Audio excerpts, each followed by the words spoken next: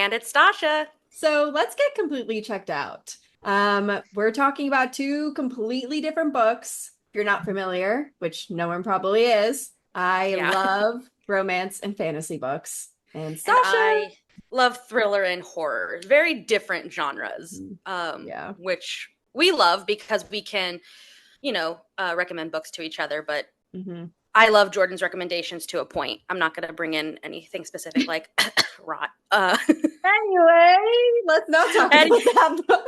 That's true.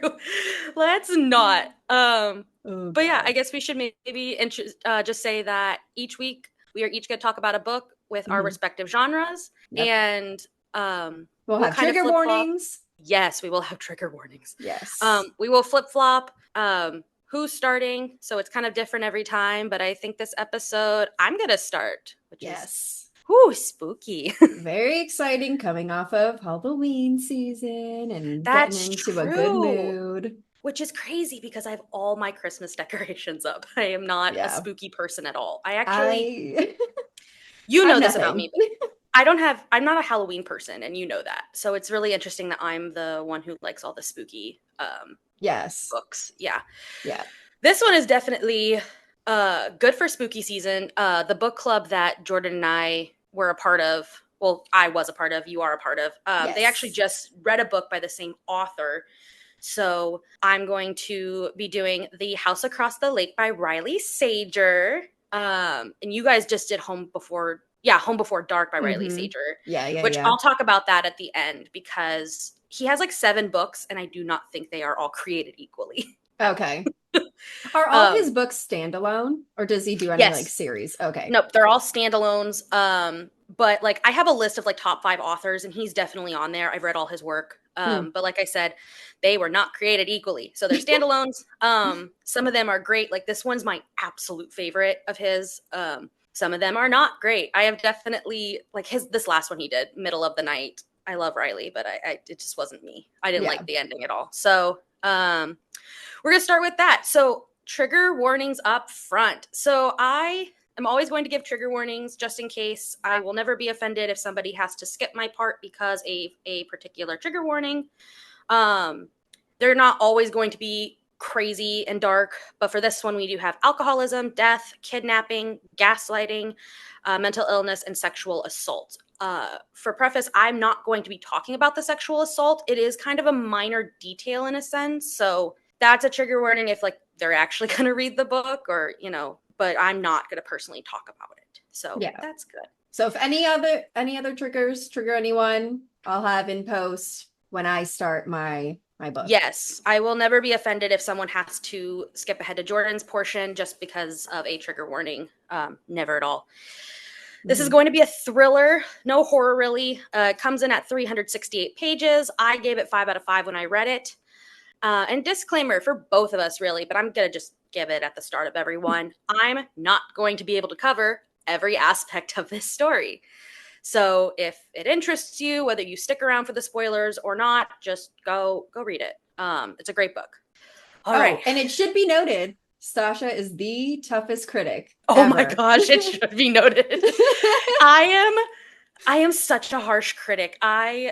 It's really bad. Like even the Agatar series, I think I only gave one book in that series 5 stars and the rest I gave 4. Yeah. Which always baffles people. But yeah, I'm a very tough critic. So if I really like something, usually when I give something 5 stars, it's because I either enjoyed it that much or the plot twist shocked me that much. And for Mm. this one, it was the plot twist. Like it shocked me. Actually, halfway through this book, I remember thinking to myself, oh my gosh, if this is one of his predictable plots, if I'm guessing right now and I'm correct, I'm going to lose my mind. Um, Devastating. yeah, because I've done that before. When you read Right. as much, for people who don't know me personally, I read over 100 books a year. And so when you read as much as I do, you start noticing the same like plots and plot Hmm. twists. I know tons of books that like repeat each other. And with this one, it was just one that caught me completely off guard. Actually, I'm going to wait. I have heard this compared to one other plot of a certain book that I have not read the book. I've watched the Netflix series on it though. So I'll Oh, say that at the end so I don't give anything away yet. okay. Good Okay. idea. Yeah, I don't want to like don't want to give it away yet, but there is a Netflix series / book that this has been compared to. So just to start, this story has like then and now chapters, which I love. I love when it changes POV. But for this one, it just goes back and forth to what happened then, like a couple days ago, and what happened now. So Okay. we're just going to do some background knowledge. Just some things you should know before we dive in. So our main character is Casey Fletcher. I'm just going to call her Casey. She's a recently widowed actress. So her husband, Len, just recently died, and she obviously is like freaking out like anybody would when their husband dies. So she has this huge public meltdown. Paparazzi's getting wind of it, and her mom's like, hey, why don't you just go hole yourself up in our family's lake house and like deal with this? Because that's what we do when we have grief. Be alone. Perfect. Yeah. She Nothing was like, can go wrong. She's like, go hide away from the paparazzi in our lake house. Go. Bye. So she goes up to their lake house in Vermont. And what's also terrible about this is what's the time period? Oh, that's a great question. It's in the now. I think. Okay. Yeah, it's in. I don't know the exact year, but it's modern. Modern. Okay. Yeah, it's modern. That's a great question, actually. Thank you. I should put that in there. But what's also terrible about this lake house is it's actually the lake house where her husband died. He actually drowned in the lake while fishing one morning. And her, of course, her mom just like, go be alone at this lake house where your husband died. Oh God. So she goes, she's like, fine.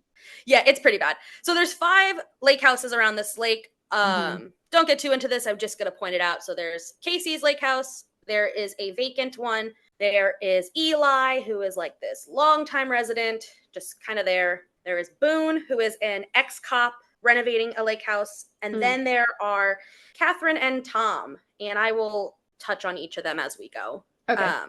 But I just wanted to point that out. So what do you do when you're isolated in a lake house and your husband has died? You drink yourself to death. So she is doing nothing but drinking and dodging her mom's calls. But she is also spying on the house across the lake, which has these giant windows, and she has binoculars and she's watching them. And the people who live in this house are that couple, Catherine and Tom. Catherine is this model and Tom is this like CEO tech guy, and she spends her days drinking and watching them. So that's kind of what you need to know just before we dive into this fun opening. So the scene we open with is a now scene, which is like whatever's happening like right now. So Casey, our alcoholic, she is sitting with a detective, and the detective is like, stop. Like, Catherine and Tom have disappeared and you need to stop interfering with the investigation. Like, you just need to quit it. And of course, Casey's like, fine, I'll stop. And obviously this is just a ruse to get the detective to like get the hell out of the house. So detective leaves. Casey walks upstairs and she has somebody, we don't know who, but somebody tied up in her bedroom. And she goes and removes the gag from whoever this person is, and she demands a confession from them. And then we switch to, I think it's like a week ago or whatever the time is. I forgot how much time has elapsed, but that's what we're kind of left with. We don't know who she has tied up, but we know someone's tied up and she is mad. So we jump backwards in time, and of course Casey is drinking in her house like she's going to be doing for most of this book. And she's convinced she hears someone drowning in the lake. So she gets in their boat and she drives out and she finds Catherine, the model, just motionless in the water, like she has drowned. So Casey's freaking out and she somehow drunkenly, don't know how because I don't think I could do this sober, but drunkenly pulls Catherine into the boat. And she's like, oh my God, this girl is dead. I don't know what to do. And Catherine like springs back to life and she's like, oh my God, you saved me. And Casey's like, how big I guess is this so. lake? It's a pretty, in my head, the way I pictured it, it's not like, I wouldn't say it's like a Great Lake. I would say it's like one of those, wow, I don't know how to put it into a medium-sized lake. I don't know. I don't think it's that big. Enough for her to be able to like look over in the distance. Right. Okay. Is like, would you say someone could swim across the lake? If they were really into swimming, then yes, I think somebody could do it. I couldn't do it. I'm lazy. But I'm sure somebody else could. Yes. Okay. There's people out there who do that. Yeah, I think that's a pretty because she's obviously it's not using like a binoculars. Yeah, it's not like a tiny one you see in like a Floridian neighborhood. It's like right. And it's not a Great Lake. Try to picture something in the middle. That's what I did. Okay. So yeah, Catherine springs to life. She's like, oh my God, thank you. A couple hours later, after Catherine gets home, Catherine and her husband Tom come over with a bottle of wine, and they're like, Casey, thank you so much, like for saving my wife. So they're all having a drink when the longtime resident Eli, who lives in one of those houses, kind of comes over and joins the celebration for whatever reason. And Eli starts saying some weird shit. He's like, yeah, did you know that souls get trapped in the lake and yada, yada, yada? He's talking about like mirrors and reflections. And he's like, yeah, souls get trapped. Like just weird shit, just odd shit. Like, I say odd shit, but it was weird. And he's the old one. Yeah, he's kind of like the old longtime resident. So he's just spewing stuff. And Catherine all of a sudden drops her glass and like passes out. So night's ended, whatever. After that, like through some time, Catherine and Casey get together and do lots of talking and just kind of create this like fast friendship, oddly enough. But their friendship doesn't last for long because, as we know, Catherine disappears. So Casey notices that Catherine's not around. And she just becomes obsessed with finding Catherine, which I get, because if you went missing, there would be no force on this earth that would stop me. I would turn into a detective so quickly. So is Tom still around then for her to be like? So that's a great question, because she goes over to Tom's house. She bangs on the door and Tom answers and she's like, hey, where's Catherine? And he's like, oh, Catherine went back to New York City because there's a storm. So she went back to our apartment in the city. And Casey's like, I don't believe that, but okay. And she opens her phone to Instagram and sees like Catherine like had just posted a picture from her New York City apartment. And Casey's just like not buying this. Like, sure, she could have gone back, but she's like, I don't believe that. And there's a couple of reasons that she doesn't believe that. So for one, night before Catherine disappears, Casey, using her binoculars, actually watches Catherine and Tom have a fight. So she sees them fighting. The night before Catherine disappears. On top of that, through this like short-lived friendship, through many glasses of wine together, Catherine starts saying things like her marriage isn't perfect. Tom would kill me before letting me leave. She says she feels very weak and very weird. You know, just red flag, red flag, red flag. So yes, yeah, just like nightmare fuel. So she's like, I'm not buying this thing that she went back to her apartment. I don't care if she posted. I don't buy it. So to get some evidence, she sneaks into Catherine and Tom's house, which is crazy. It's not the best decision, but you know, we do it. So in this process, she actually finds Catherine's cell phone in the drawer, which makes you think like, how could she have posted that Instagram picture if her phone is here? She also finds like this. If you hear that bell, I'm so sorry. My cat really wants to be a part of this as well. Anyway. She also finds this article on the phone, like on Google, about like a news article with a man poisoning his wife. Like she just finds some weird shit with this phone.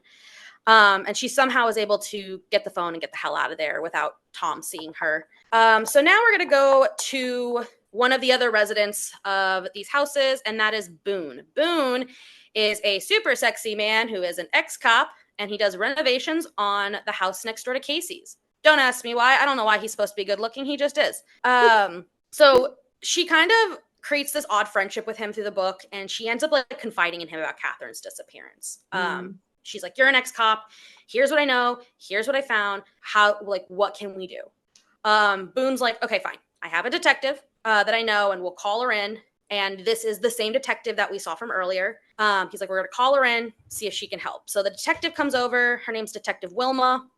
She comes over and she just listens to everything that they know. Casey at one point is like, hey, I have a piece of glass from when she dropped her wine glass. Can you test it for poison? Just because of that article. And, you know, Catherine's saying she feels weird. So the detective's like, yeah, I'll get it checked out. I'll look into it. And then the detective tells both Casey and Boone, she's like, okay, listen, I understand you're concerned about your friend. I totally get it. You have to keep this under wraps. And they're like, why? She's like, there have been 3 missing women. Sorry, let's start that sentence over. There have been 3 local women who have gone missing, and we can't find them. And we think Tom is actually a suspect. So they're like, what? Oh my God. Guys, it's always the husband. I've watched enough true crime documentaries. It's always the husband. But yeah, so she's like, listen, we got to keep this under wraps so I can figure out if, you know, he's the suspect. But, you know, why would any woman who has a mission do what she's asked? So Casey drinks, a ton of alcohol, and she continues to watch Tom through her binoculars. And then Tom ends up coming over to the house because he sees her like watching him, and she's banging on her door. And he's like, you need to stop watching me. Like, you don't understand the situation, yada, yada, yada. Mm-hmm. Finally, he leaves. What a fucking gaslighter. He is a gaslighter. Oh, Not all men, God. but there are men out there who could really gaslight you, let me tell you. Anyway, so this is the point in my story where I'm going to tell you that if you want to read this book without knowing the ending, you need to jump ahead to when you hear Jordan's lovely voice talking about whatever the hell she's talking about. I will not be offended. If this has interested you so far and you want to know the ending and read the spoilers on your own, go get the book. Go do it. I love this book. If you don't care and you're going to read it with or without, or you just want to hear a good story, keep listening. Okay. So one stormy night, Casey sees Tom leaving his house, and he's going over to that vacant lake house, and she's like, ooh, what the fuck's going on there? I'm going to go investigate, because like every white woman in a scary movie, we're going to do the most unsafe thing possible. Because there's no way in hell I would follow him to an abandoned house if I thought he was a killer, but Especially at night? I don't know. I think she's doing it for her. I mean, she's doing it for her friend. Not at night. Like, I don't know. If your husband, I want to say I would come find you. I feel like I would call someone and then come find you, but I want to say I would do it. Let someone know where you're going. She could have told Boone, maybe. I know. I probably would have called my mom and been like, hey, just so you know. I'm gonna go find who I think is Jordan's kidnapper and see if I can find her. I don't know. I feel like I would do that. So anyway, she follows him out. And she's following him inside the house, and he creeps into the basement, and we see no other than Catherine tied up in this basement. It's always the husband. So anyway, not a shock. This always makes me think of when I read thrillers. You watch The Office, correct? No. What? Okay. We're going to come back to that later. But anyway, for those people who are cultured and who have watched The Office, there is a very famous quote that Dwight Schrute says. They're playing like a murder mystery game. And he says, it's never the person you most suspect, and it's never the person you least expect. It's always the person you most medium suspect. So this whole time, I'm not going to lie, I was thinking it was Boone. Really? Well, because when you read it, it's there's some connections, but he's the person I most medium suspected. So then when Tom came around, I kind of got mad at Riley. Like, I was like, bro, what the fuck? Like, this is a stupid plot twist. I was like, I mean, yeah, we always know in real life it's the husband, but what the hell? So Casey comes down, and Tom realizes that she's there, and instead of like attacking her, he starts kind of freaking out, and he's like, I don't know what to tell you. Like, Catherine is not herself. She's not acting like herself. She seems possessed. Like, I don't know what to do with her. So I like brought her here and tied her up until I could figure out what's going on. Like, this isn't Catherine. And so Casey decides to start talking to Catherine, and Casey kind of freezes up because Catherine is speaking to her and using speech patterns that Casey recognizes. And she's using mannerisms that Casey recognizes, but they are not Catherine's speech patterns or mannerisms. And then Catherine starts sharing some memories that only Casey and one other person in Casey's life would know. Oh? So Catherine is possessed. And Catherine is possessed by no one other than Casey's dead husband, Len. What the fuck do you mean?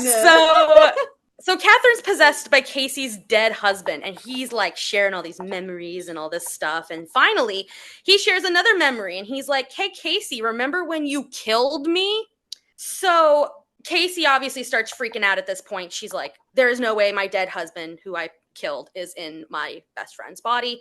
So flash back to that very beginning scene when she ungags someone, and the person she ungags, who, from the beginning you thought maybe was Tom, was actually Catherine/Len that she has up in her bedroom. So she ungags Catherine/Len. I'm going to kind of address that. Yeah. And she's like, I want a confession and I want it now. And remember those 3 missing girls that detective brought up? Mm-hmm. Well, it wasn't Tom who killed them. It was her husband, Len, who killed them. What? So that's kind of where the sexual assault does come in. He's the one who kidnapped them, killed them. And so the reason Casey kills her husband is because she actually came to the lake house when he was there on one of his fishing trips and ended up finding out. And of course, as any woman would do, I guess, when she finds out her husband is a serial killer, is she took care of the problem herself, made it look like he drowned in a fishing accident, whatever. So she ungags Catherine / Len, and she's like, listen, if you tell me where those 3 girls are buried, I will let you possess my body and we can live on forever together.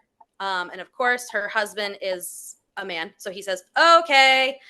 So he ends up telling her, like, yeah, those 3 girls are in that lake back there. And she's like, cool. So Casey ends up kissing Catherine through some osmosis type bullshit. Osmosis, whatever. He was fucking shotgunning his soul from one mouth to the other. Yep, that's exactly what happens. So his soul goes from Catherine's to Casey's. Yeah. Because that's just where we're at in life. And of course, Casey is not like, in her head, she's like, you stupid fucker. If you thought I was going to let you live, that's stupid. So Casey tries to kill this man for a second time. She, he's in her body. She goes out to the lake. She ties a little anchor around her ankle. And she's like, the only way to unalive him is if we unalive us both. So she dives into this lake with this thing wrapped around her ankle. Mm-hmm. So that's the second time she tries to kill her husband. And of course, being a tit for tat person, Catherine jumps in, saves Casey. Casey comes back out with no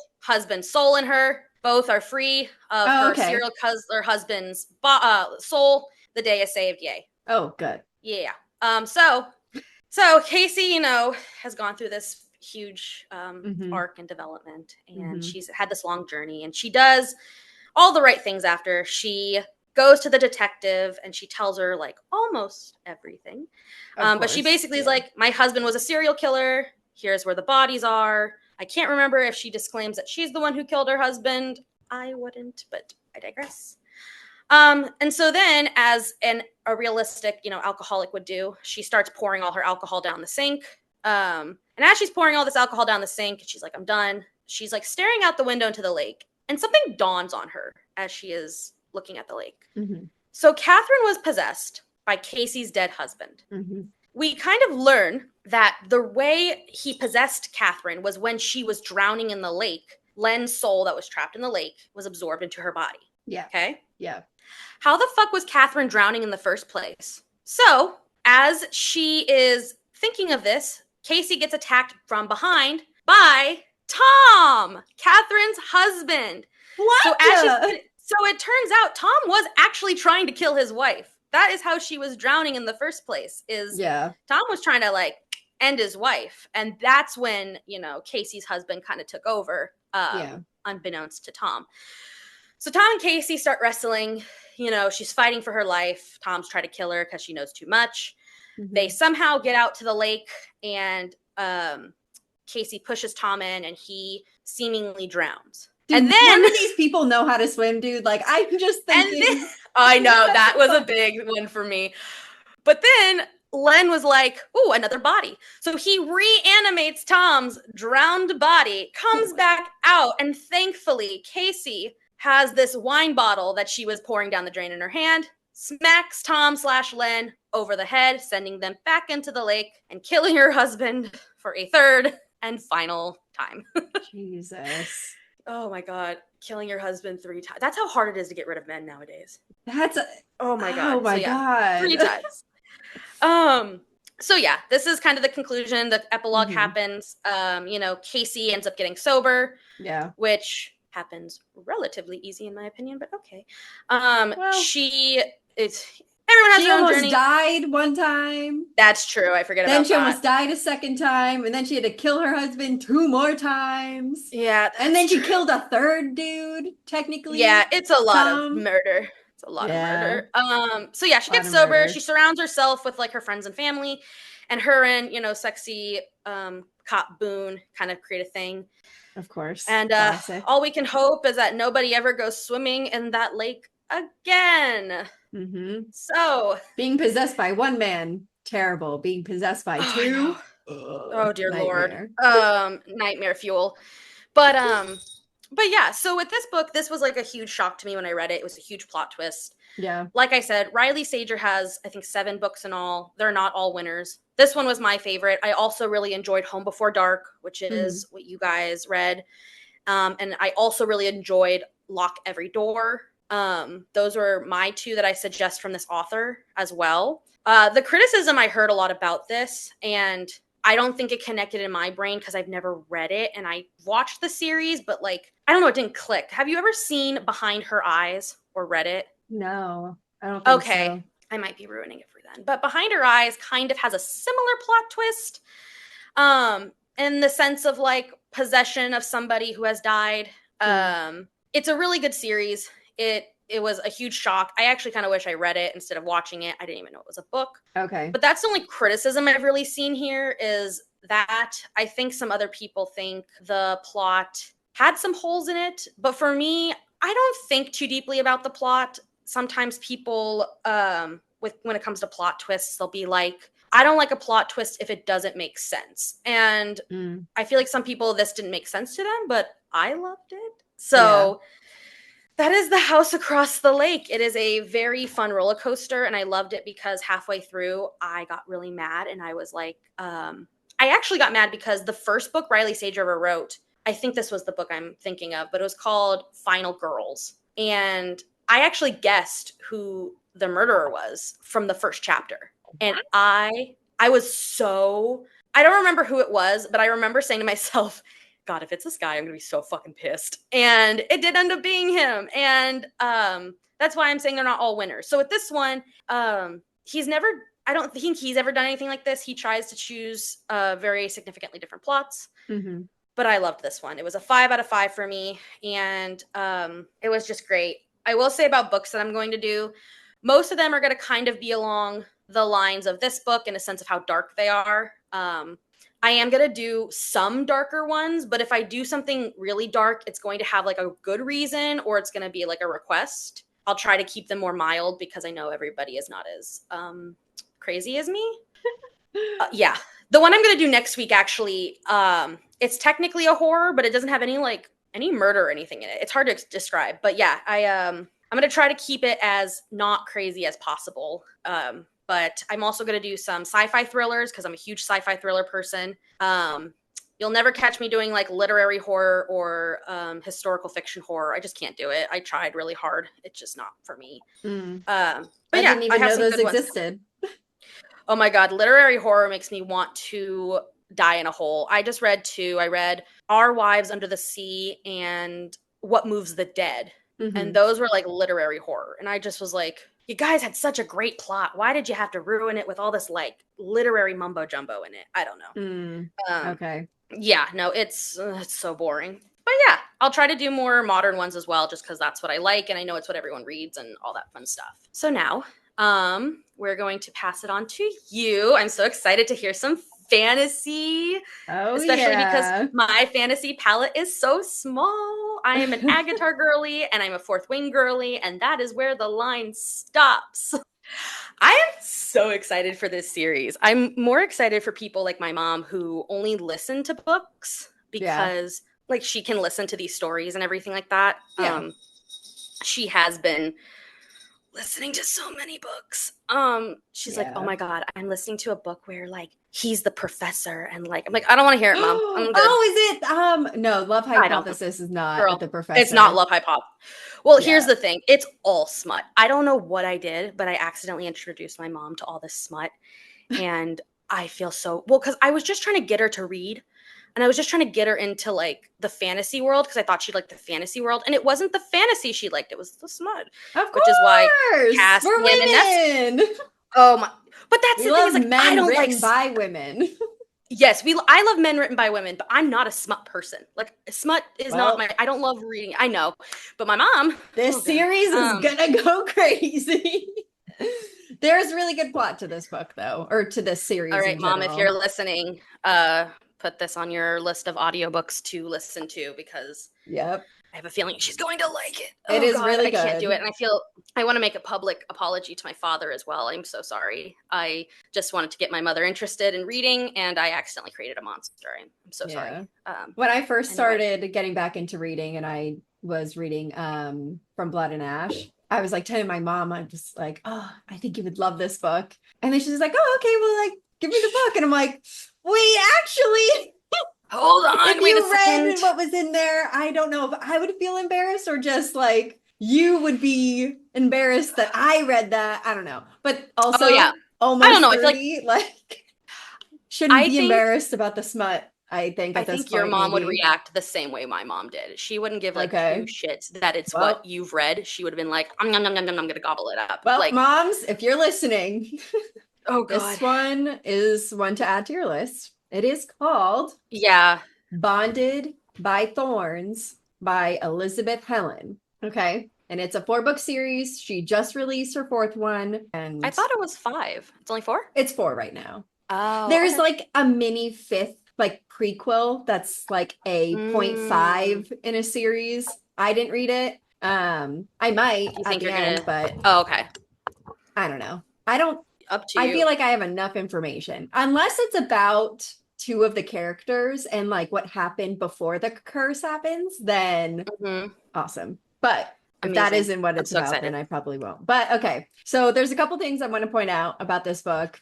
One, it is romantasy. It is a spicy retelling of Beauty and the Beast. So it has like a lot of wide shoes because it is for hot fae men, of course.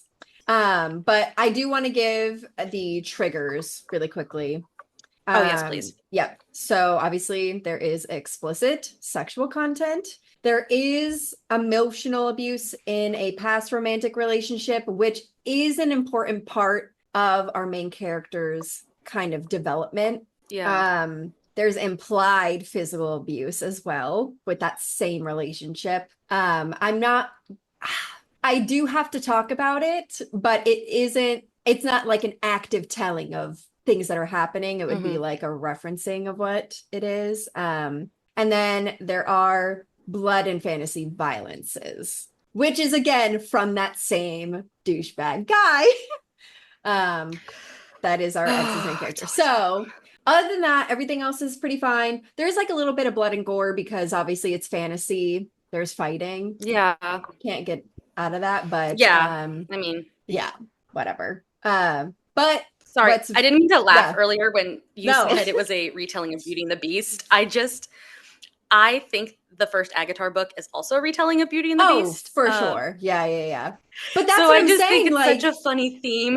it is a funny theme. And but what I do like about this, it is very Beauty and the Beast, where like Akatar, the first book, wasn't really Beauty and the Beast. It was more of like a dusting of Beauty and the Beast. Like they had the Yeah, no, I mask. agree. He was like a hard shell that she had to like work her way in, but she was also a hard shell. So yeah. Yeah, I mean, like, we have to fall in love for us to break the curse. Like, Yes. Yeah, it, yeah, it yeah. was Beauty and the Beast coded, and I Yes. actually didn't realize that when I first read it. And then someone pointed out to me it was like the glass shattered. But Mm-hmm. anyway, I Yeah. cannot wait to hear Bonded by Thorns, which, ow, Yes. that sounds like it hurts, but okay. Yes. Yeah, it's not what you think the title, but it's a little bit. Yeah. Well, basically a little bit about the author. It is Hmm. two people. They are Oh. sisters. So their pen name Oh. is Elizabeth and Helen, which is their first names, which I didn't Oh. realize until I got into like rereading for this. I was like, oh, shoot. Like, I can imagine co-writing a book with someone and it being cohesive. Like, this is such a cohesive story. Like, I would have never guessed that it was written by two people. Like, very, very I'm well glad that that's done. where your mind went. Because Yes. my mind went to, how are you writing smut with your sister? Oh my God. I feel like that would I be love my sister. way Yeah, easier. Because then it's all like, I love my sister more than anything in my life. yeah, That is the last but thing I'd ever want to do with her. But if it works for them, it works for them. I'm not going to yuck someone else's yum. You know what? Whatever. oh yeah, yeah. But yeah. Well, But still, I get what I you're saying. yeah. I want to also be very upfront. I am such an easy rater. I'm not a tough critic. Yes. My main like critiques are, or if I like DNF a book, I hate when it's not POV. I don't like when a narrator is like reading Mm, me the book or telling me the story or whatever. Like that's not something I enjoy. we And are that's not basically people who it, read you in the third honestly. person. Yeah, don't like third person. Totally But get it. my rating for this book was a 4.5. So realistic ratings I pulled from like Goodreads, Fable, and Hmm. Storygraph, just so other folks can make make their own decisions. But Goodreads gave it a 3.95. Fable was a 3.5. And then Storygraph is 3.85. So it's around like the upper threes for all of them. Yeah, that's a pretty good rating. Yeah. So no, that's a pretty good rating. Yeah, I think it's good. And obviously it's the first book of a series. It's a lot of character introductions. It's a lot of lore building, world building. Like, this will be the longest explanation of this series because it is the first book. So strap in. I'm excited. I'm ready to learn. Yeah, I'm not going to give too much away if you do decide to read it. I do leave a ton of stuff out. Like, there are some heavy hitting one-liners that I did not include, but there are some I had to include for little like Easter eggs. That's what it is. Little Easter eggs. Yes. So this is the opening line, which is important because it kind of sets our main character. Her name is Rosalina. Yeah. So we're POV Rosalina. Okay. I have traveled around the world. I have walked the Great Wall of China, eaten dinner at the top of the Eiffel Tower, and ridden the bullet train from Tokyo to Osaka. That's not all. I've led an army into battle on Dragonback, seduced a vicious mafia boss, and journeyed Vikings to the Knights of the Round Table. I've lived 1,000 lives. Too bad the only real one fucking sucks. So, this bitch is a What reader. absolute tea. What absolute tea. Yep. Yeah. So pause. Yep. Are we not in a mystical realm or whatever? Like, we're on Earth? We are on Earth, baby. Yep. We are in Orca Cove. Okay, that's where this girl lives. And it kind of gives me Forks vibes, okay? Like, small town, it's always raining, everyone knows everyone type of thing. Not much is really ever going on. Her dad is like the craziest person in the town, basically. But yeah. What an absolute choice to choose Earth as a setting, because I feel like we use these books as escapism and we are not escaping anywhere. All right, sorry, go ahead. My bad. So, she's very like self-deprecating as well. She is always making like I'm so weird or I'm so quirky type of comments to herself. She remarks about like things, enjoying the rain, enjoying reading books, and how not everyone else likes those things, whatever. But we do find out because she works at the books shop. It's the only bookshop in Orca Cove. She works there 25/8. If this bitch could live in there, she would live in there. Okay, like that is her vibe. She is a really, really big bookworm. We find out from her that her dad is searching for fairies, okay? And that he's basically the town weirdo and he has spent his life savings, her college fund life savings on traveling the world to try and find fairies in the Fae realm, okay? Yes. Sorry, I was gonna raise my hand because I don't want to interrupt your flow. You can ignore me, but it's giving Mr. Crocker from the Fairly Odd Parents.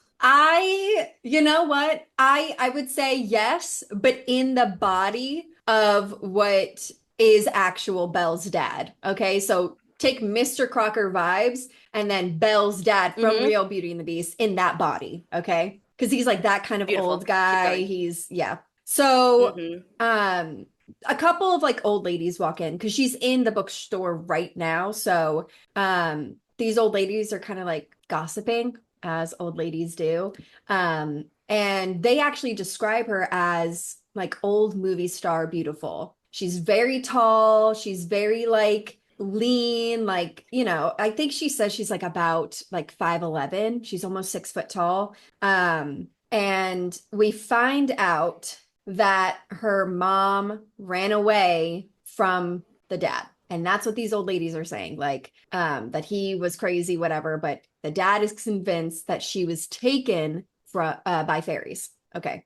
So yeah, he basically is traveling many places across the world, but always goes back to the woods in their town area. Like is always going back in there, always looking. And it's like a briarwood forest is how she describes it. So she's also obsessed with a particular tree. Okay. There is this like rundown kind of, I don't want to call it a trailer, but it's like a wooden cottage that's right by the willow tree in her town. And she wants to buy it, fix it up, and like have a library there. Like that's her dream. She wants to have a library. Solid. Yeah. Another key thing of tying it to Beauty and the Beast is that she always asks her dad for a rose. Duh. That's exactly what Belle does. She always asks her dad to bring her back a rose.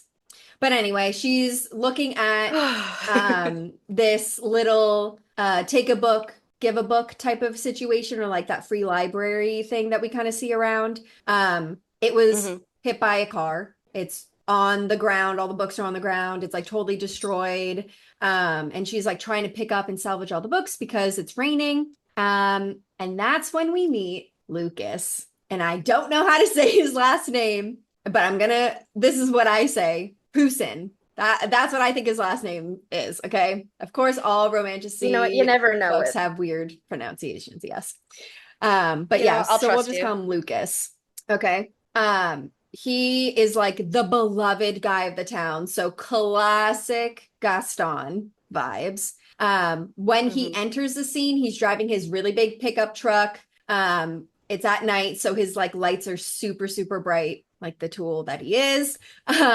He gets down. She describes him wearing a leather black jacket, black shirt, snug jeans, hazel eyes, dark red hair, and about 6 feet tall. She's 5'11. Okay. And I think he is a year older than her. So she's 26 and he is 27. And he like went away for college, whatever. They had like a thing, and they had a thing because her mom had been missing since she'd been born. So like she was born, stayed for a year, and then dipped out. Okay. So she didn't have a mom Mm. that entire time. And so she was always seen as the weird girl because her dad has been that weird guy for 25 years Hmm. looking for the mom. So when she was like in high school around 16, all the kids were going on to the frozen lake to ice skate. No one invited her. So she kind of was like, oh, like I want to Hmm. go. And she was trying to go and like skate on the outskirts, whatever. And the ice cracks. She falls through and she starts drowning. And Lucas is the one that saved her from drowning. And that's why they have this like tie together. Because after then, he was kind of Hmm. like, oh, how have I never like seen you before, met you before? Yeah. And they basically start hanging out all the It's time. And definitely yeah. yeah, sorry. It's definitely odd that you and I subconsciously both chose stories where people bond over one of them drowning. I Yes. just want to say that's funny how somehow we both subconsciously did that. Yeah. So keep in mind, they start dating at 16, 17. Okay. So basically, they start dating. They're like hang out all the time, whatever. He ends up going to college. And as we know, she's not going to college because her dad has spent all of her college money on traveling the world, trying to find the Fae realm, trying to find her mom. And she's okay with that. She had told him, like, that's totally fine. Like, no worries, dad. I want Hmm. you to do what you need to do, whatever, because she never was one to want to do more. You know what I mean? She was Yeah. always like very sheltered. But kind of going back to the present, he's back from wherever he went to college, doesn't really matter. And even though they are not together, they are broken up, he still calls her babe and pumpkin. Oh Disgusting. God. And basically, like the Pousins are the royalty of Orca Cove. So they own like an inn, like a hunting Hmm. inn. They're big hunters, like Very Gaston. very Gaston, like really, really, Hmm. truly very Gaston.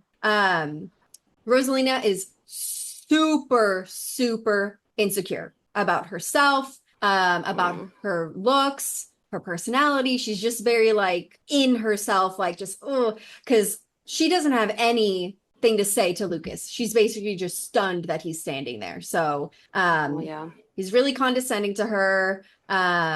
He thinks like she's so inexperienced and he knows everything. Like he's just such a douchebag.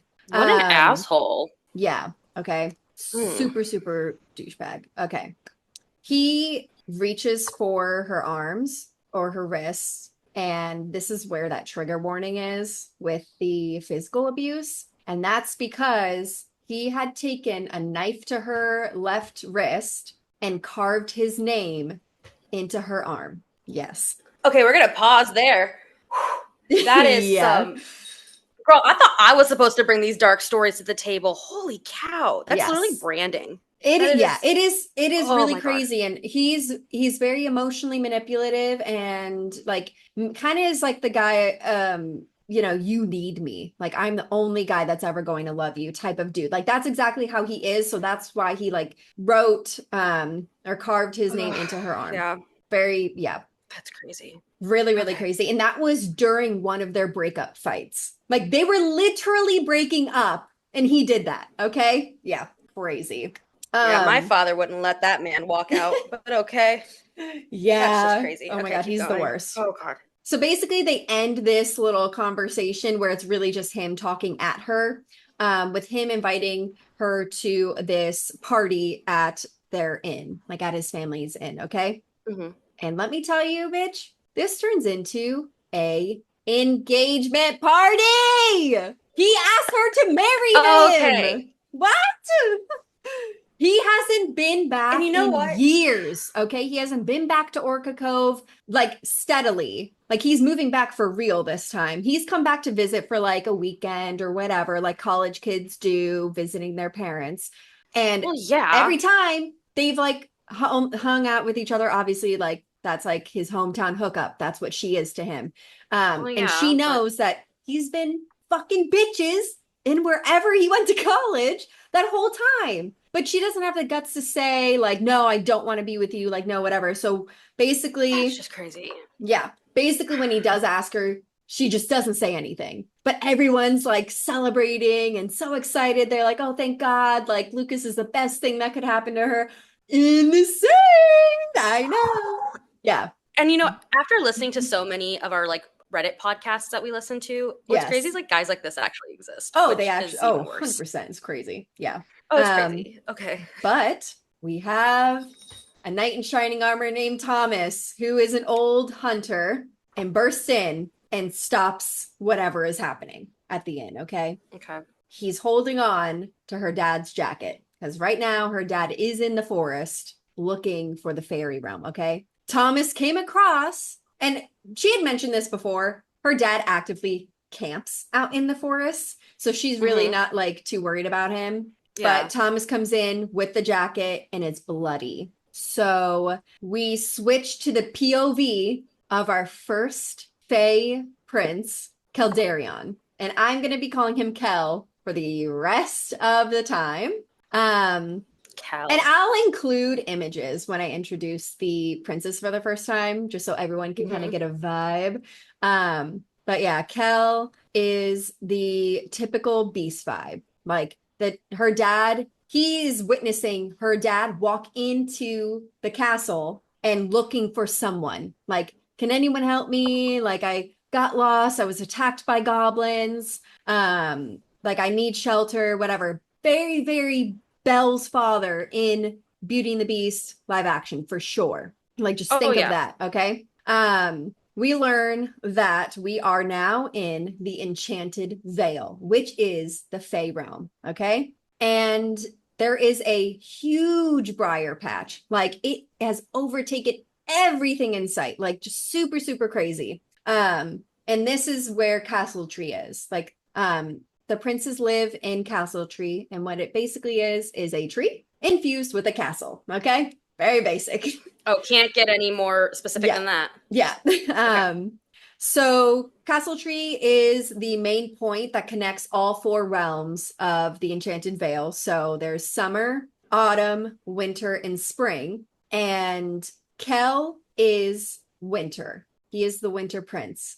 And we do learn that the winter realm is in the sworn protector of the Enchanted Vale. Like whoever is the prince or in charge of Winter Realm is sworn protector of the Enchanted Vale. Okay. Okay.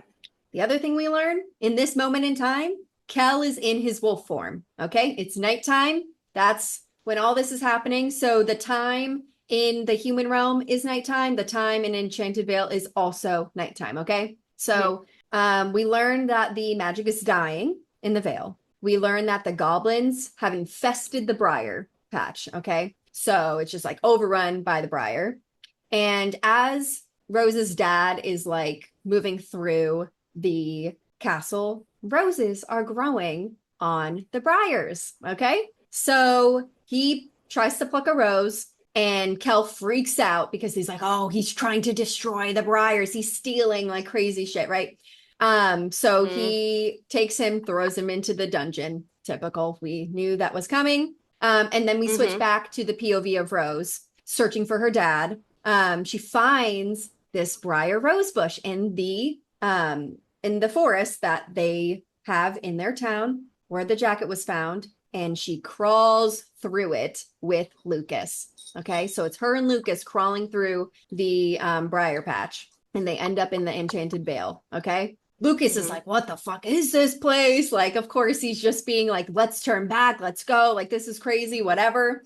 Yeah, like, we don't care about your dad. Yeah. Let's just go. Rose is like, I'm gonna keep going. Okay, so she keeps going, and obviously Lucas is following. He has a gun because there was blood, so he was thinking maybe there was like an animal that attacked him. Something happened. I get it. But goblins start attacking. Okay, Lucas shoots at them, which just makes them more pissed, and they're running. Like, Rose is running, bitch. Okay, and she ends up falling off a cliff because you can't see where the cliff is. There's so much briar, you just think it goes on forever, and it's like whatever. No, she falls off the cliff, hits her head, and goblins are falling after her, and they are getting impaled on the briar thorns. Okay, because these briars are like gigantic. So there is a goblin that impales right like above her, and she's looking at the like eyes, super super black eyes. And as she's like coming to, she hears a whisper voice, and it's a man, and he says, rest, princess, you're home. Okay, and she comments on how lush his voice sounds. Okay, so sexy whisper man is telling her, how lush, you're home, no worries, you'll be fine, babe. So that's when she starts getting up and moving, and she sees Castle Tree in the distance. So she goes in, starts calling for her dad, keeps walking into Castle Tree, and then she finds that she has located like the dungeons, because she comes across a cell with a young man with a huge chain around his neck, a big collar, big chain. He has pointed ears, so she's like, oh, he's Fae. Comments are on how his eyes are autumn gold, and he has thick lashes, curly brown hair. He's shirtless, and he has lean, muscled torso. So obviously this man's hot. So the the mystery Fae man is like, hey, you got to go before sunset, okay? Because at this point, night has ended. And she's walking around, whatever. She doesn't listen, obviously, because she needs to find her dad. And that's when she finds her dad and tells the guy, hey, listen, I'm going to come back for you, and I'm going to free you. Don't worries. No worries. I got you. But then she hears Kel's voice for the first time, and she comments on how deep and gravelly it is. Okay. And as true Belle in Beauty and the Beast fashion, what is it? What does she do? Doesn't she like lose it on him? No. What does she do? Oh my God, what did she trade her place? Oh yeah. Girl, listen. Okay, so she's like, hey, take me instead of my dad. I wanted the rose. He was just doing it because I wanted it. So technically I'm the thief or whatever.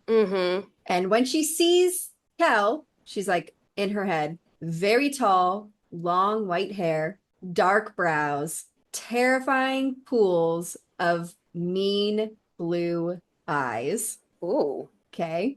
Black outfit, broad shoulders, gigantic arms. Okay. Oh, okay. This is a quote that she says or thinks to herself. He's beautiful in a sharp and deadly way. An icicle hanging above your head, about to break. Like, that's how beautiful he is. Kind of tying to his winter realm. Yeah. But now, obviously, she is his prisoner. Kel says, "Oh, I'm going to drop your dad off. He'll be fine. Don't worry about it. Don't worry about it. He'll be fine. I released him." There is a window in this cell, and she looks out the window and she's like, "I could scale this fucking building. I'll be fine." When she's saying this out loud, the window gets bigger. And she's like, "Oh, I can actually get through this now. Like I can fit." And then the thorns start growing to help her down. Okay. And then something from behind a statue slams into her. Okay. Because she's down now. She's like, "Oh, I can see the bridge," whatever. She gets slammed into by a man in complete head to toe metal armor with a helmet that has like the T visor. Okay. But it's blacked out. Okay. So it is like dark glass. And then his armor is engraved with florals. Okay. And he grabs her by the throat. Hot, I wrote in myself. What? Slams her up. What a way to say hello. Yeah. Slams her up against the wall of the bridge. Okay. The bridge wall. Also hot. And then accuses her of being a spy for the Prince of Thorns. So that's where we kind of are like, oh, Prince of Thorns is the one doing all this thorn business. But when he speaks, she thinks that his voice, his voice sounds like velvet. And she did tell him her name is Rosalina, and he did say Rosalina back to her. So she was like, "Oh fuck, it sounds good coming out of that mouth." All right. So then, while they're on the bridge, some Fae women start running down to see them from the castle. They came from the castle and they're going down, okay? And this Fae woman calls this oversized tin can, as she likes to put it, my prince, okay? And we hear that he calls her Astrid, okay? So Astrid's like kind of explaining what the deal is with Rosalina. And instead of him taking her back to the dungeon, he tells Astrid to give her better living conditions, food, water, and clothes. Because she's still in the same clothes that got tattered and ripped by the thorns, and also a bunch of goblin blood. Okay? Yeah. So she's disgusting still. And we learn that this is Prince Ezrin, and he is the spring prince with the florals, of course. Yeah. But he is always in head to toe armor. Always. Okay. So now, how many princes have we met? Is it only 2? Or was there technically 3? 2. That's what that's where I was thinking. Technically 3, but just 2 right now. 2 winter and spring. Okay. Yes. Got you. Yeah. So now we're in POV Ezrin, and I'm just going to call him Ez for the rest of this as well. Okay. And they are now in Kel's room. Okay. And obviously Kel is Winter Prince, so his room is covered in snow, and it's very cold in there. And there's a fuck ton of briars. Okay. Like, so many. And this is a thought that I think is important to include. This is a thought from Ezrin, and he's saying, "Tin can. That's what she'd called me. It was so ridiculous. I could have almost laughed. Almost. She'd stared me down with such a fire. I had no idea how to read it. Fear, anger, something else. It was a good thing Astrid showed up. I don't know what I would have done. Probably let her go. But even I do not dare disobey the master of Castletree. Caldarion stares at me with this familiar intensity. He wants an answer to his question. Maybe I'm a masochist. Maybe I want Kel to feel anything at all, even if it's hatred for me. But I ask, you can't possibly think the human woman is your... Kel flies across the room in a single instant, slamming me into the wall and holding his forearm against my neck. Don't say that word to me, he roars. His eyes flash with the power within. Okay? Ooh! Oh, my Lord. Okay. So now we know that Kel is keeping her there for some other reason than her dad being a thief. Okay? And we also get a little insight on Ez being like, oh, he kind of likes her. He thinks she got some spunk. Okay? So now we're back to the POV of Rose. And she learns from Astrid that the castle and the land is sick and it's spreading to the other realms. So the Briar had started in Castletree, and now it's spreading to all 4 realms. And that includes the goblins, okay? And we learn that the goblins and the thorns are coming from the below, okay? And that's where the Prince of Thorns is from. He is the Prince of the Below, basically. Okay. And Astrid says it's the most wicked and vile place of all. And he is also wicked and vile, like the Prince of Thorns. So another Fey woman comes in. She's brought a lot of food, and her name is Marigold. And we learn that Astrid serves the winter realm and Marigold serves spring. And they're technically both ladies in waiting, if you want to look at them like that. Okay. So they are servants, but this type of servitude is the highest servitude you could be. Then we kind of I included a little quote because she's worried about her dad. She's like, I made the Fae I made the deal with. Do you think he actually sent my father home? And Marigold's like, of course. He, like, when the master promises something, he always follows through with it with his whole heart, trust and loyalty, whatever. Just a little on the stern side. So we learned that they do like Kel. Like, he's not like a douchebag. He does have good to him. He's just like a hard ass, basically. Yeah. So she does ask about the Prince of Thorns as well. And Marigold goes, why do the evil ones have to be the most handsome? Which, tea, bitch. Absolute tea.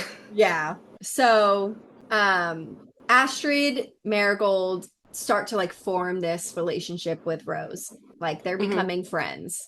And Astrid is like, oh, you probably want to shower or like take a bath. Like, you look crazy and disgusting. So Yeah. in Castle Tree, there are also like 4 realms of the castle. So Kel has his own winter place. Spring has his own, like, Ezrin has his own spring place. Autumn has his own autumn place. And summer has his own summer place. So in summer, that's where the hot springs are. So that's where everyone goes to like bathe. Okay. So Astrid is just kind of telling her the history. Castle Tree was made by the Fae Queen, and no one has seen her for 500 years. She has been MIA for 500 years.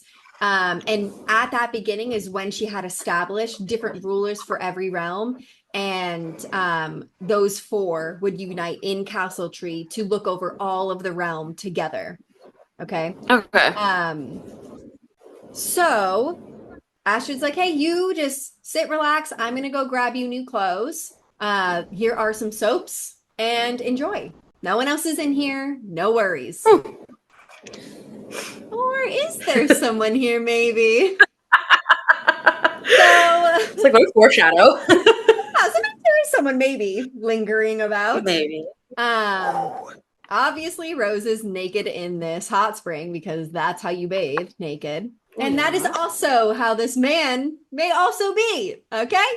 Oh my God. So an unexpected guest makes his presence known. His voice is smooth but cocky. And she literally thinks to herself, holy fuck, he is gorgeous. He's totally ripped. And he has like small scars and nicks on his body, like mainly his back area, but like he has a bunch everywhere. And he is so cocky. Like, this guy knows he's hot, knows women and men want him. Okay. And obviously she's horny for him. Duh. Well, yeah. He has golden blonde hair that grazes his shoulders, dark brows, a crooked smile, and his name is Dayton. Okay. And he has beautiful blue eyes as well. So yeah, his name is Dayton. We'll call him Day. Everyone calls him Day. And he turned around at one point, and he has like a gigantic scar down the spine of his back. And then he also has like 3 jagged lines beside it. Okay.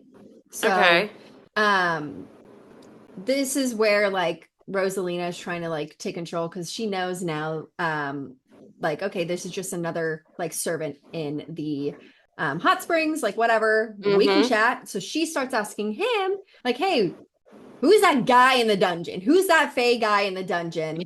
And Day asks if Rose thinks he's handsome, like the guy in the dungeon. And she says yes. And then she asks what she wants from him. And she says to free him.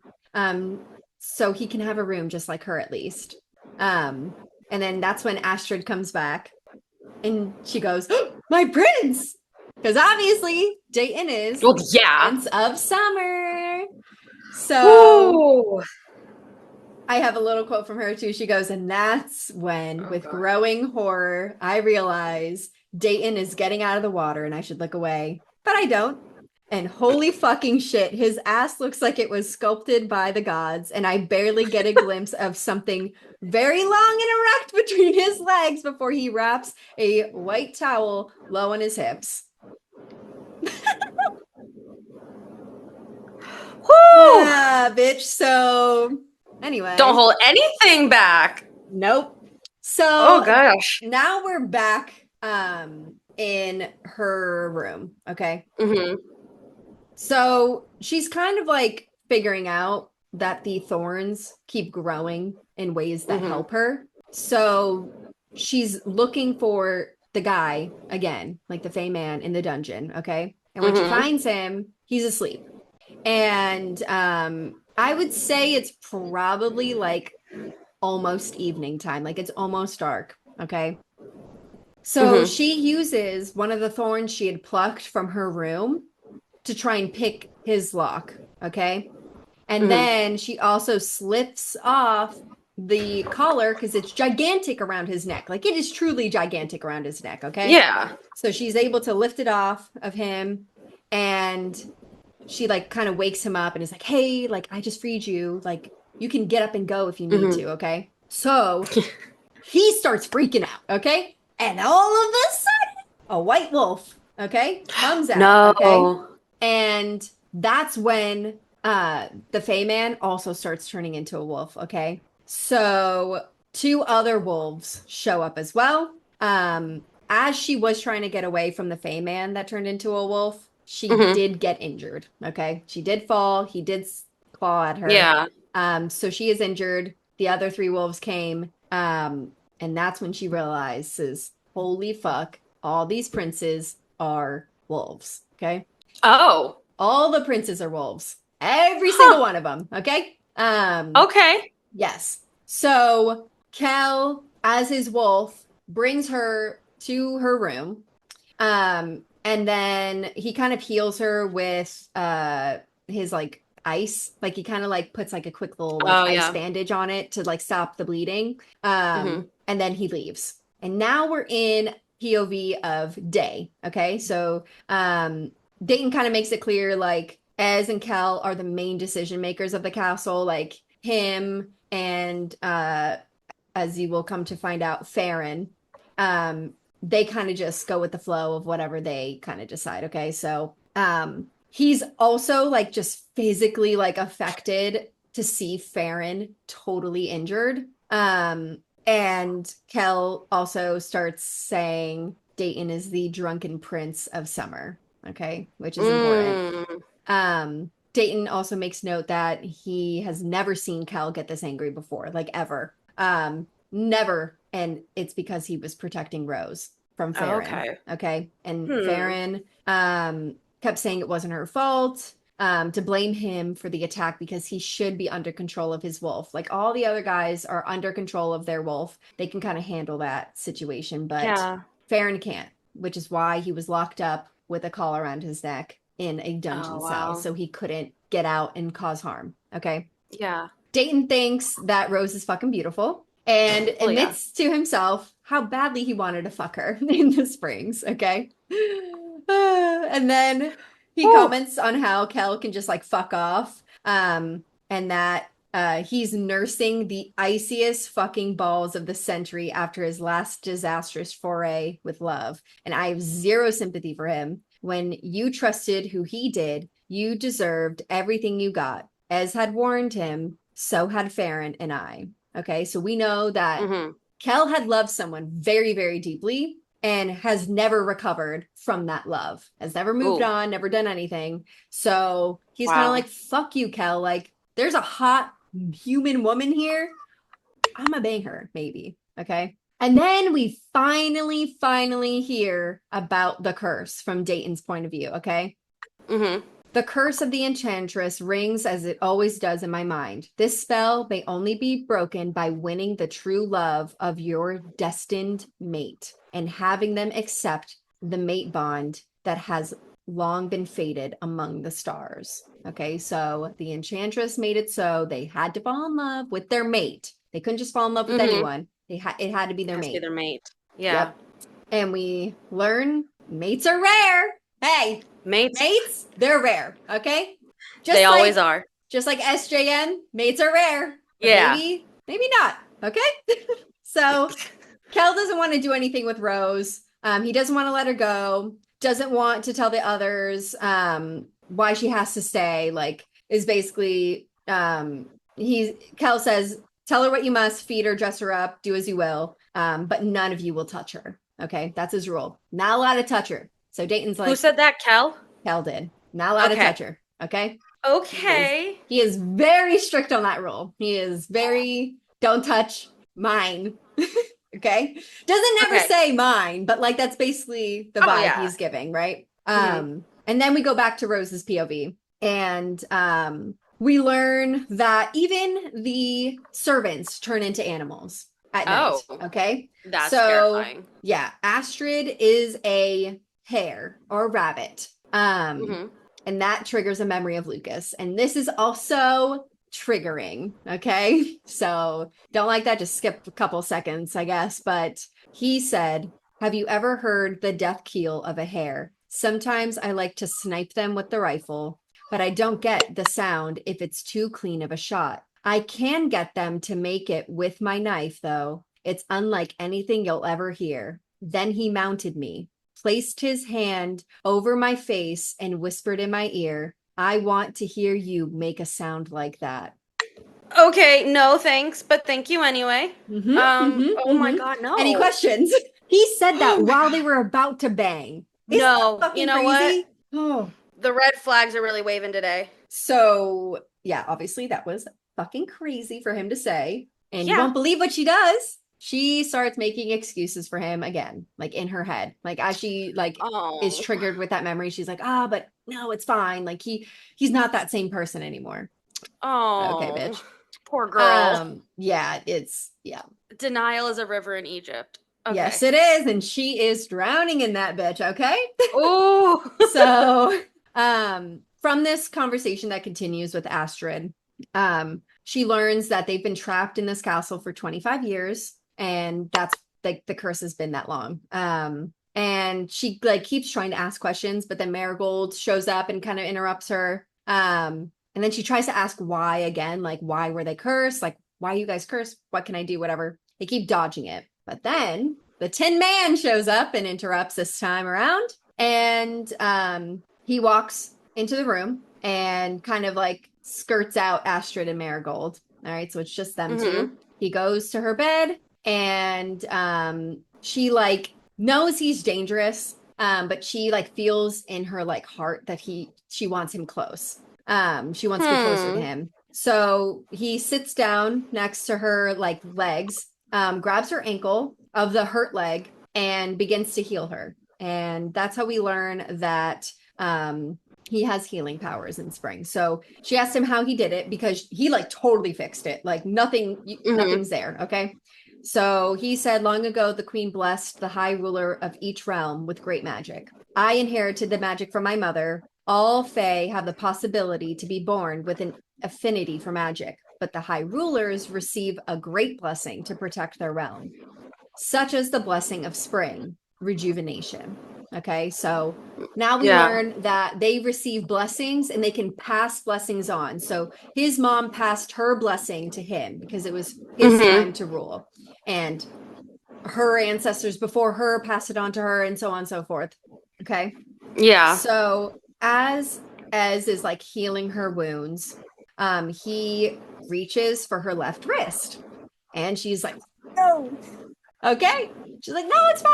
Oh God. I have no other issues, guy. I'm good. Okay. And he doesn't push. Oh my God. Nice. And it should be noted as well. I totally forgot to mention this. He did take off his gloves. So he is barehanded touching her. Okay. And this is the first piece of skin she sees. Okay.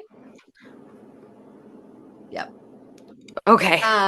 So Ez goes to leave. But then that's when he is like, hey, you're going to have to come to the dining hall for lunch today. So sorry. And then so when that time comes, Astrid leads her to the lunch area, and she notices that Astrid is addressing her as Lady Rosalina. Okay. Which is interesting because she's just a Yeah. human, right? Like she's just a human. Yeah. Kel isn't there, of course. Interesting. It's just Farron and Day sitting on one side, Ezrin on the other, and then where Kel would sit is like the head of the table, and then there's like a chair next to Ezrin. I think there's a chair next to either Farron or Dayton, and then there's a head of the chair or like head of the table the other side. Okay, so Okay. um, when she's looking at her seat options, she decides this is the perfect time to have a fantasy. Okay, she's Oh no. fantasizing about Ez tossing her onto the table and fucking her, and then says to herself, I don't find the masked fae sexy at all. No, of course I don't. No, not at all. Okay, bitch. What a Sure. liar, but okay. So that's when Kel shows up and she comments on how awful he looks for how hot he is. That he just doesn't look good. Like he doesn't look like he slept. He doesn't look like he has eaten. Like he just doesn't look good. Okay. So she ends up sitting across from Kel as a power move, she says. And then That's what I would have done. yeah. And then Kel says the beast line of, if you don't eat with us, you don't eat at all. And the beast said that to Belle. Ooh. He was like, if you don't eat with me, you don't eat at all. Okay. Yeah. So she's like, okay, fuck you then. But hey, Ezra's not eating. How come he's not allowed to not eat? Oh my god. That's when he says, I'm not allowed to take off my armor in front of anyone. Like, no one's allowed to see my face. So he eats alone. So he'll like take food from the table and just like go. But he's sitting there because this is a meeting. And Farron apologizes for hurting her. And then Kel is like establishing rules for her to explore the castle so she isn't trapped. She obviously agrees to all the rules. And then they tell her about the curse. And she's like, these Fae princes are powerful, but they're also desperate. Perhaps desperate enough to give me what I want. And she's like, she's like, I'll help you break the curse if I get to go free after I break it. Okay. So Kel is like, okay, fine. I'll make a bargain with you, or a deal. Okay. So the bargain is she is going to help them break the curse. If she can break the curse, she gets to go free. Or if Kel releases her from the bargain, she gets to go free. Okay. And that's key. Okay. Then in typical Fae fashion, she gets a tattoo on her wrist, and it is a blue and red bracelet tattoo that goes around the full thing. And it's like snowflakes, basically. Oh, okay. And she comments on how beautiful it is. She's really loving Marigold and Astrid. Like, they keep talking to her. Marigold is like her personal styler. And Marigold also comments on how beautiful Rosalina is. And at this time, they're no longer at lunch. It's later on that day. And that's when Farron comes knocking on her door and is like, hey, would love if you maybe helped me. Okay. And he's nervous. Okay. Like, first he didn't say anything. Okay. And she's like, he is a hot nerd. Hot nerd. Okay, he's nervous. He's got little glasses on. His voice cracked when he said hello. Oh my god, he's just such a precious little guy. So he's like, she's like, can I help you? Because you're just kind of staring at me. And he's like, oh yeah, sorry. You just look so beautiful. And he's like, oh, the dress, I mean, like, it's a beautiful dress. And then Marigold's like, of course she looks beautiful. And the dress is even prettier on the floor. And it's like, okay, Marigold, we know you're horny, babe. We know. Oh my god. So she laughs after dropping that liner and leaves. Okay. And then basically he explains that he has a library in Autumn. Okay. So that's where the library lives. And there is a library in Autumn Realm, which couldn't even compare to the one in Castle Tree. And the one in Castle Tree is amazing. Like, it's gorgeous. Okay. So the library here is autumn themed. All right.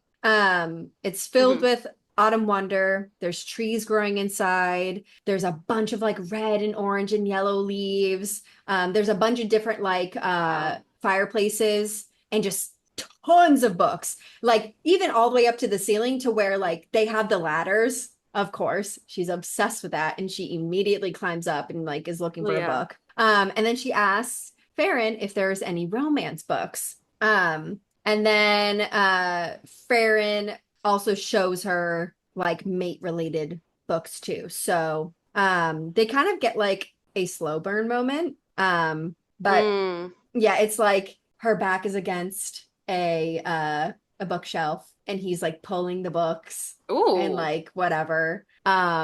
As he's like explaining okay. everything, and it is so good. Okay. Then she asks about the Thorns being in the library, and Farron says that they're gifts from Caspian, the villain from the realm below. And that's when Farron tells her that the Thorns are sucking Castle Tree's magic. That's why there's so many. So it's weakening their magic. It's sapping Castle Tree of their magic, and Caspian would love to see our lands become barren with briars and covered in shadow, is what Farron says.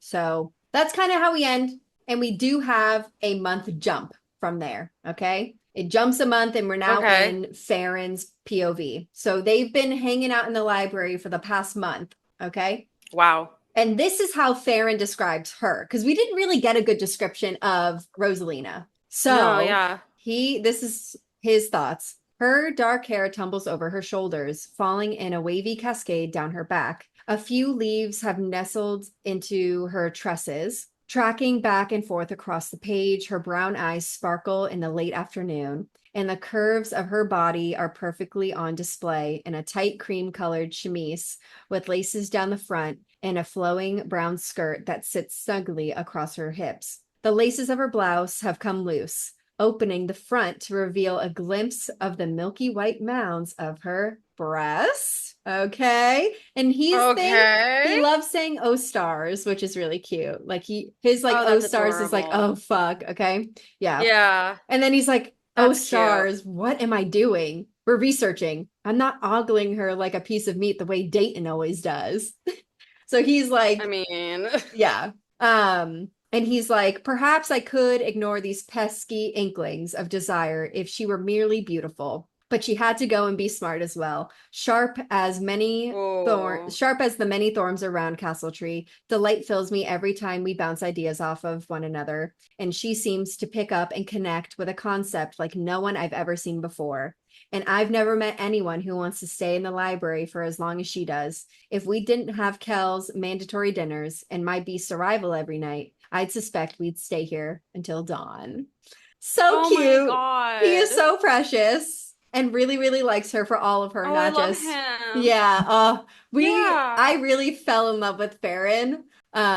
Just because he's so there's something men written by women, let me tell you. Yeah. Oh my God, I love it. He is very, very special. But he's like, I really shouldn't be feeling this way. Like, he's like, we've built this friendship. Like, I don't want to ruin that friendship because I'm horny for her, which is fine. Yeah. Keep in mind, he's still thinking all this, staring directly at her boobs. Okay.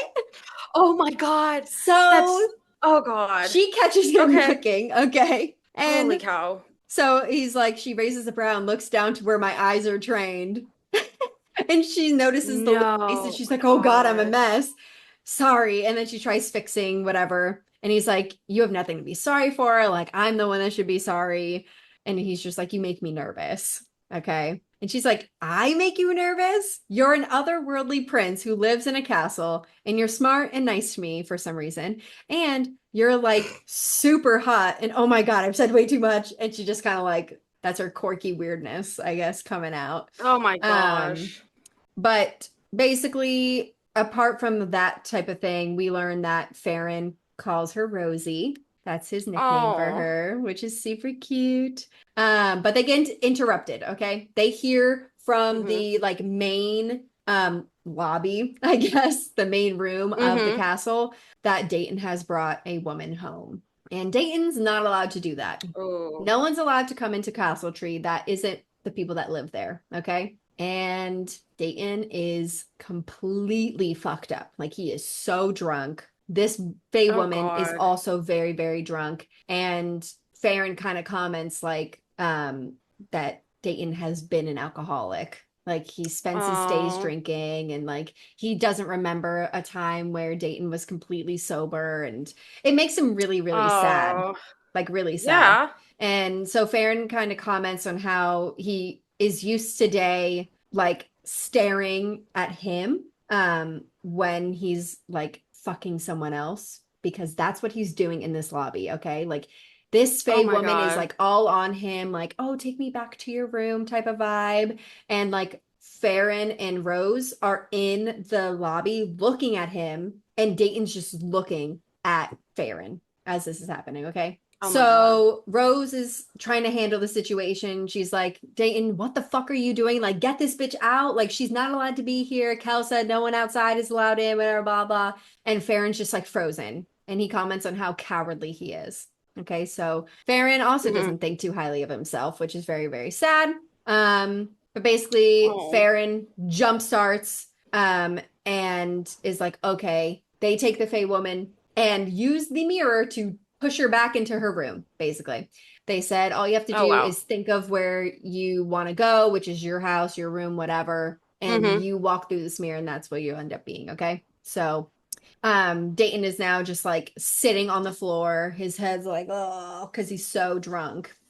Yeah. Um, Oh my God. and basically Farron is taking Dayton back to his room. Okay. He's like, you're an idiot, dude. Like, what the fuck? And then Yeah.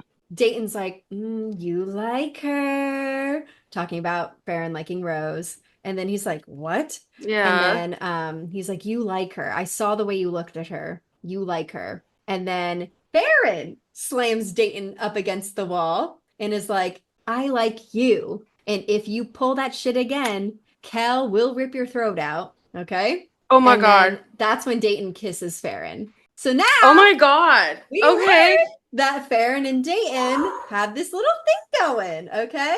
Oh. Um, Okay.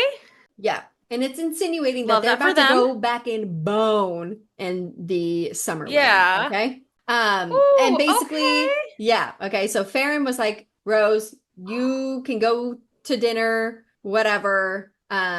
I am gonna take Dayton back to his room. He's probably gonna vomit, whatever. Okay. So now we're in POV Rose, and she was jealous, okay, of that Fae woman that Dayton brought Well, back. yeah. Okay. But she's like trying to deny it. She's like, was I really jealous? Or like, am I just mad about the rules being broken? Like, no, bitch, you Hmm. actually like her. Okay. And at dinner, it's just her and Kel. Ezrin is not there. We don't know where Ezrin is. Okay. Okay. And she had an idea when her and Farron were in the library earlier that maybe fates could be triggered, or sorry, mates could be triggered by scents or touches. And maybe that's why they haven't found Okay. their mate yet, because they've been holed up for 25 years and they haven't been Yeah. able to like explore and meet new people in 25 years. So, Yeah, you can't meet anyone if you're stuck inside. yeah. So she wants to tell Kel about this, okay? And it's just them two at dinner. And he's always serving her food. Like he'll just never let her do it, okay?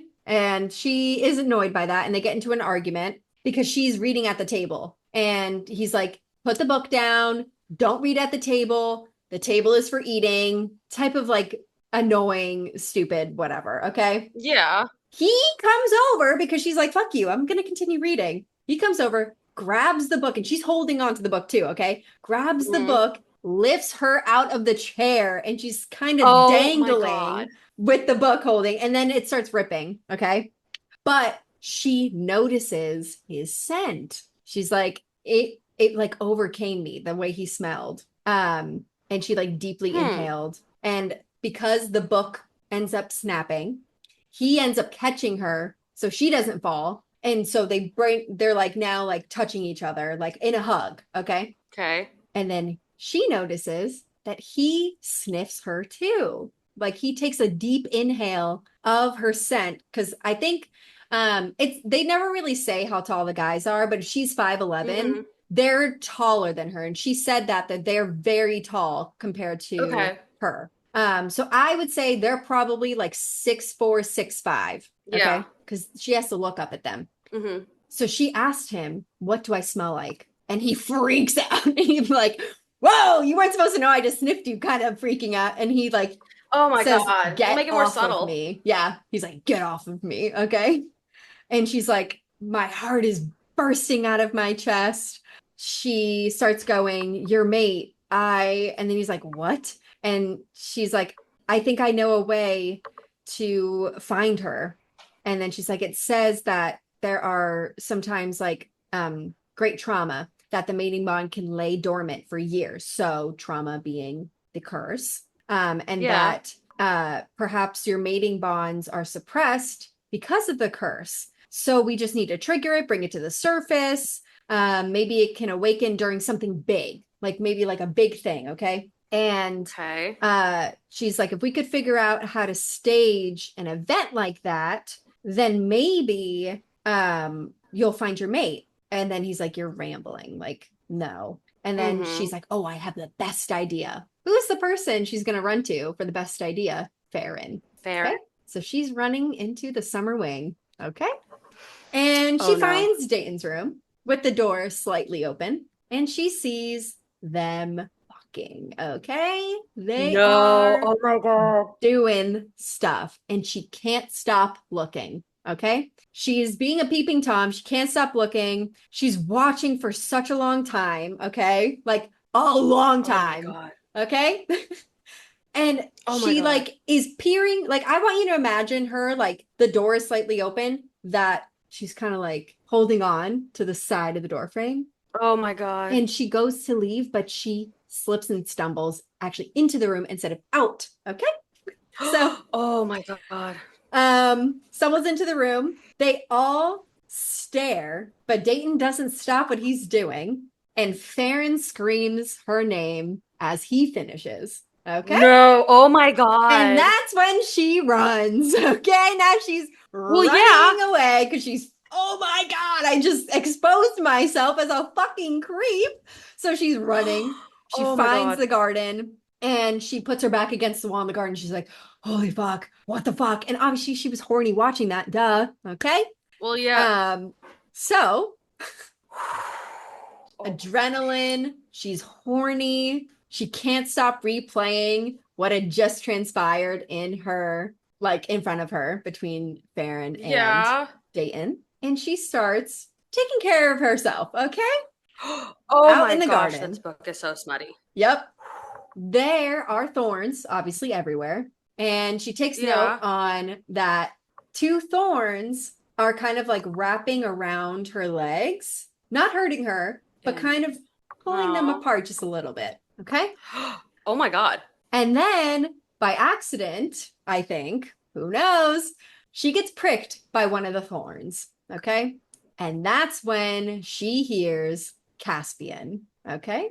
Someone who created this evil briar has no right to such unparalleled beauty. His eyes are like the night sky, dark and deep, with hidden flecks of vibrant purple. Dark waves cascade upon each side of his face, and a thin silver circlet graces his forehead with a single bright blue gem. His lips curl into a roguish smirk as he approaches. So, oh my gosh. Our Prince of Thorns, his name is Caspian. Okay. And he's like, "Don't stop on my account. Like, just keep on going. Didn't mean to spook you there." Like, he is totally into keep watching her do what she was doing. And he was controlling the briars to help her in her endeavors. And he was like, after, because obviously he pricked her, he was like, "There's no pleasure without pain." Okay. Ooh, but that is when Kel finds both of them together. Because at this point, that's not going to be good. Yeah, Caspian's like kind of in her space a little bit now. Okay. Well, yeah. So Kel kind of like shoves him away and is like, Caspian's like, "Aren't you going to introduce me to your new friend?" And she comments on, "Why did it sound like he was going to say something else?"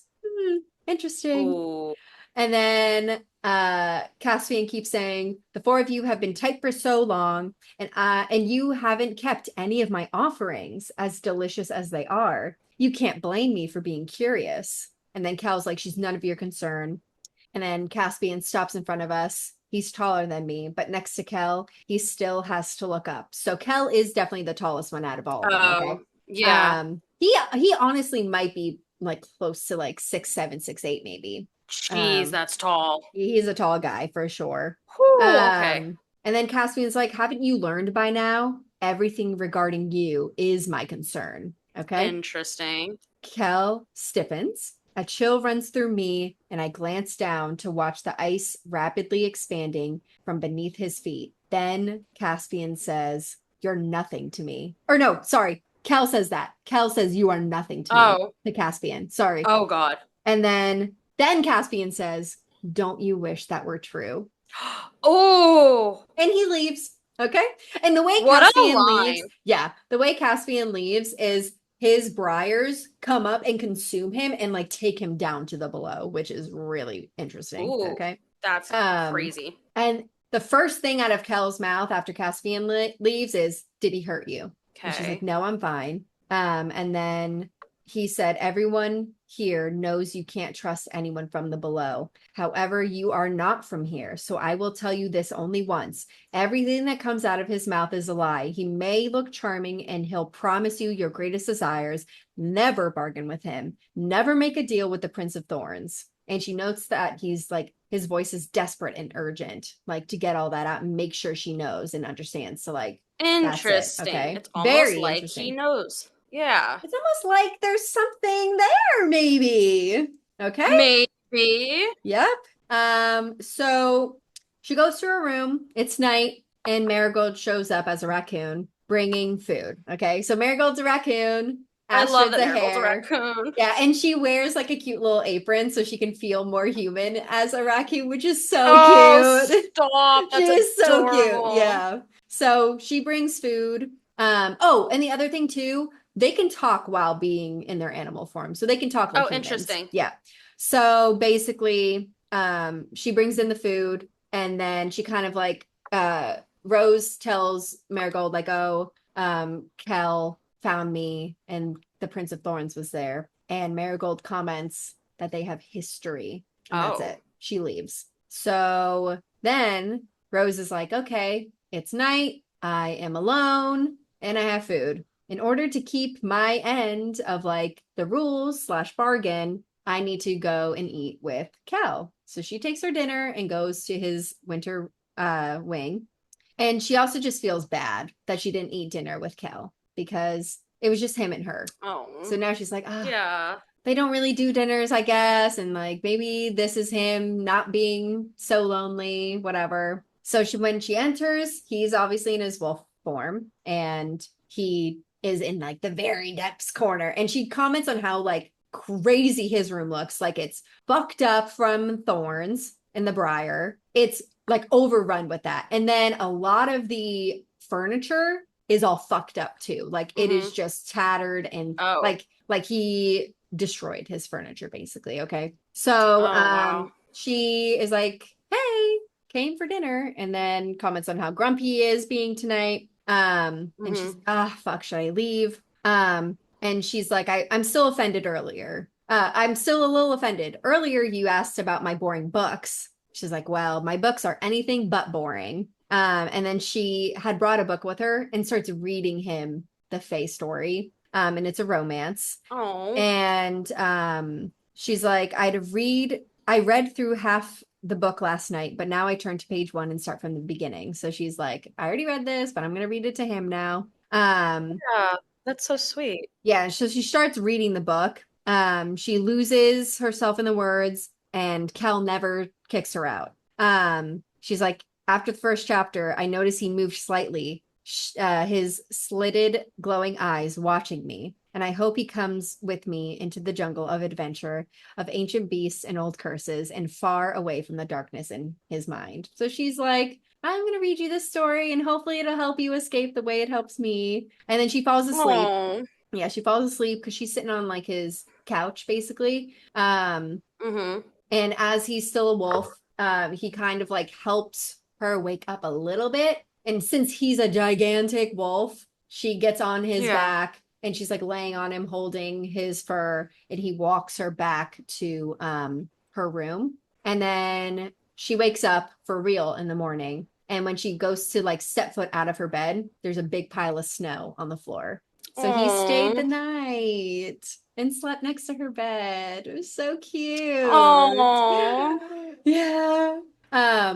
We might do a part two of this. We're definitely going to do a part two because I'm going to cut it off here. Okay. Yeah, because this is getting long. I know. Oh, And I want to but keep it's you so watching more. good. I know. So this is the next morning, obviously. She woke up from the snow. While they were eating breakfast, Astrid and Marigold spot a naked girl outside the castle. Okay. They're like, what Oh, like okay. naked fey woman. Sorry, not girl. Naked fey woman. Okay. Old. Okay, but still. Yeah. Okay. She's naked, whatever. She runs out because she's like, this girl needs clothes. I'm going to give her my coat. Okay. And that's when she finds out that this is the regular occurrence that happens that Caspian had said, I've sent you delicious treats or Oh. whatever, and you've always turned them away. I had to see why. So this is one of those little Oh delicious my treats. gosh. Okay. Yeah. So no one knows why he's doing this.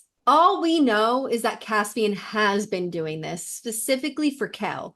So this girl is like looking for Kel. She's like, oh, like, where's Keldarion? Like, I'm here for him, whatever, blah, blah, blah. Um, God. but the Fae woman has a note, okay? And it's for Rose. She gives it to Rose, and in the note, it says, I was thinking about you the entire time, princess.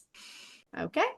Oh my God. So I'm going to stop there for right now Oh, that's because crazy. we do switch POVs into Cal's POV. But so far, what we learn, all the princes, they turn into wolves. Yeah. There's a curse from an enchantress.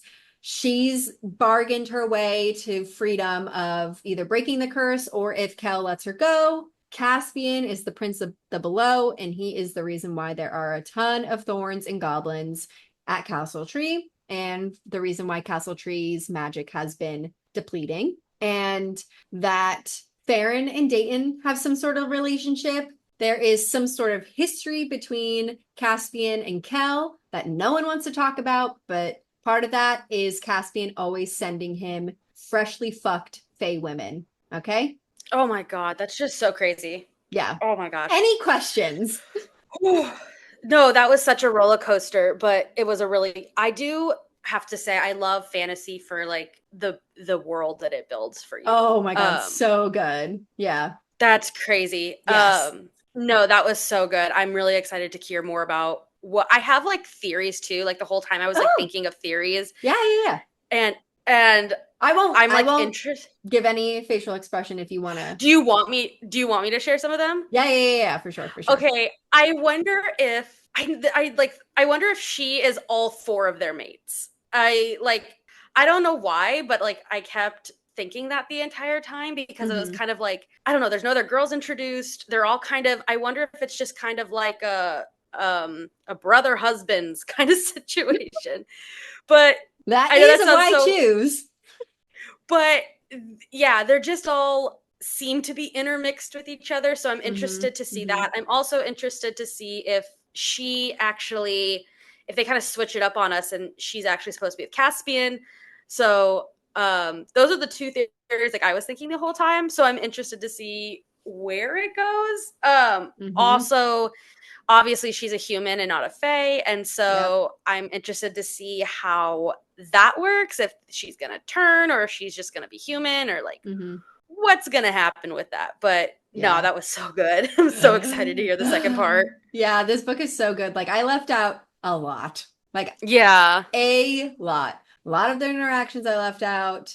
I only can't include the ones that were like really meaningful. Yeah, Nothing that's spoiled. crazy. Nothing spoiled yet. So if you're interested in reading No. this book series, like I have not spoiled Oh my anything god, for yeah, you. So take a gander. that's perfect. But Oh yeah, my so goodness. I think I've already marked my notes of where I'll start next time.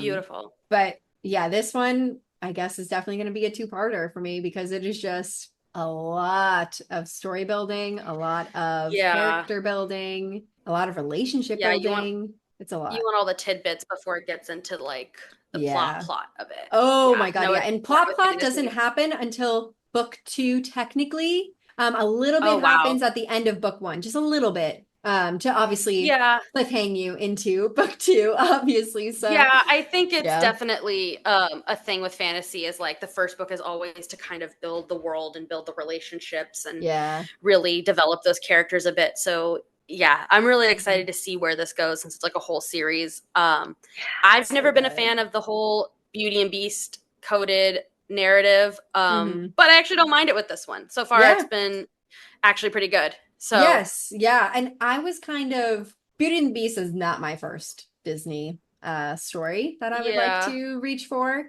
but the way that both Elizabeth and Helen have written this retelling, and I've read a lot of retellings. Like I read the Peter Pan retelling. I've read a different Beauty and the Beast retelling too, but this one is just like Mm-hmm. there's so much depth to these characters. Like the way that they even gave depth to Lucas too. And he's not even a major Mm-hmm. character in this book, but he has so much Yeah. like personality and like backstory for him. We do get a little bit more insight into Lucas also in like later on in this book too, which is interesting. Mm-hmm.